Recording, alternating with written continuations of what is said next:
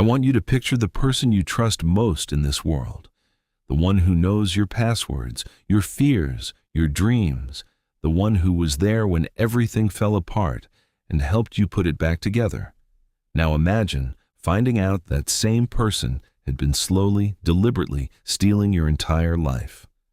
Not your money, not your car, your identity, your career, your relationship.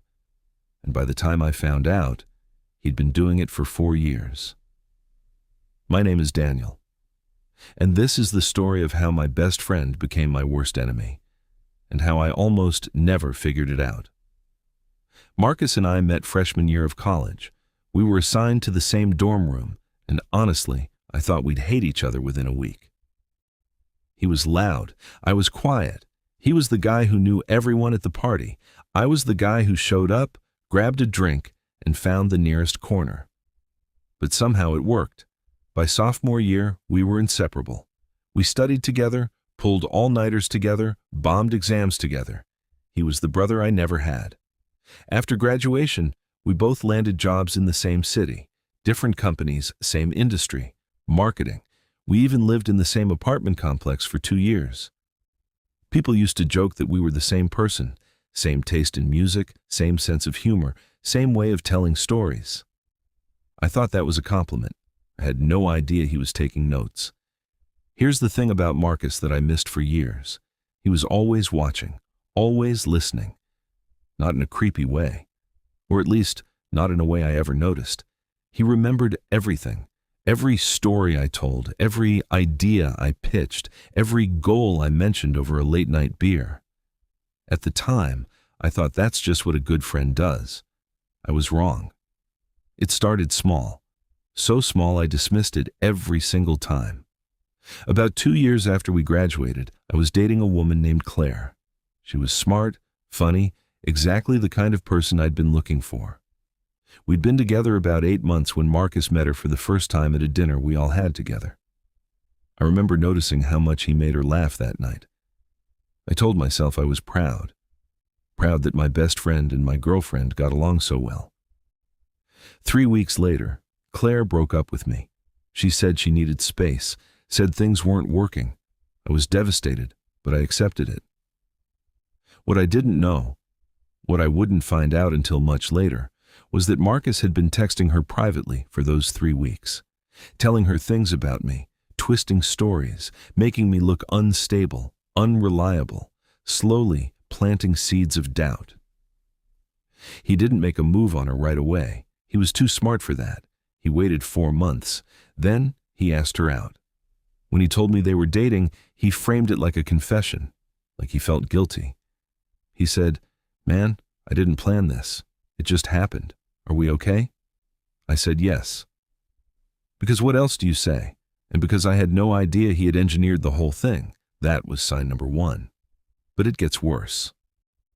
Around the same time, I was working on a proposal for a major client at my company, a full rebranding campaign, 6 months of work. It was the biggest project of my career at that point.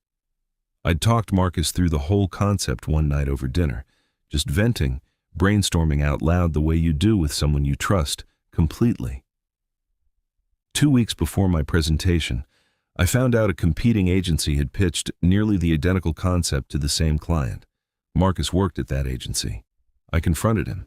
He looked me dead in the eyes and said it was a coincidence, that great minds think alike, that he hadn't even been part of that pitch. I believed him. God, I believed him. The moment everything started to crack open happened on a Tuesday in November. I was cleaning out my email, something I almost never do, when I found a forwarded message buried in my sent folder. I hadn't sent it. It was an email I'd written to a mentor of mine asking for a reference letter for a senior position I was applying for. Private, professional, something I hadn't told anyone about. It had been forwarded to Marcus's work email. I sat there staring at the screen for a long time. Then I started going back through my accounts. Email, LinkedIn, a shared notes app we'd both used since college for random ideas. What I found made me feel sick. Over the course of 3 years, Marcus had accessed my email at least a dozen times. We'd shared passwords years ago, and I'd never thought to change mine. He'd read private messages between me and colleagues. He'd seen job applications before I even submitted them. He'd known about opportunities in my career before they happened. And then I found something else. There was a folder in our shared notes app I didn't remember creating. Inside it were detailed notes written by Marcus about me, my personality, my habits, how I told stories, my weaknesses, his word, my communication style, how I handled conflict. It read like a manual on how to be me. I don't have the right words to describe how that feels, to realize that someone you loved like a brother had been studying you, not to understand you, but to replace you, to take everything you were building, piece by piece, and pass it off as his own. I didn't confront him right away. I spent 2 weeks documenting everything, screenshots, timestamps, email logs. I talked to an IT contact I trusted who confirmed the unauthorized access. I even spoke to a lawyer about my options. Then I called Marcus and asked him to meet me for coffee. Normal as I could make it sound. He showed up relaxed, smiling, asked how I'd been. I put my phone on the table, recording, and I slid a printed copy of the forwarded email across to him. He looked at it. Then he looked at me. And for just a second, just 1 second, I saw it. The mask slipped. His eyes went cold in a way I'd never seen before. Then the excuses started. It was an accident. He must have clicked the wrong thing. He'd never actually read it. We were brothers. Why would he do something like that? I let him talk. Then I showed him the notes file. He went quiet. I told him I knew about the client pitch. I told him I knew about Claire. I told him I knew how long this had been going on. He didn't deny it anymore. He just sat there. The last thing he said to me was, "I just wanted what you had." I got up and walked out. I reported the unauthorized account access. The legal process was slow and honestly exhausting, but it moved forward. Marcus lost his job when the plagiarized pitch came to light. Claire eventually reached out to me when she learned the full truth. I don't know what became of their relationship, and I honestly don't care anymore. What I do know is this. The person who steals from you isn't always a stranger. Sometimes they're the one sitting across from you at dinner, the one you call when things go wrong, the one you trusted with the version of yourself nobody else gets to see.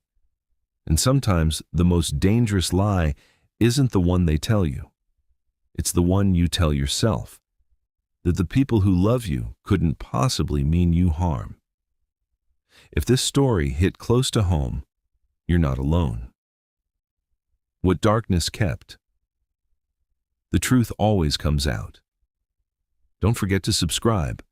A new story drops every day.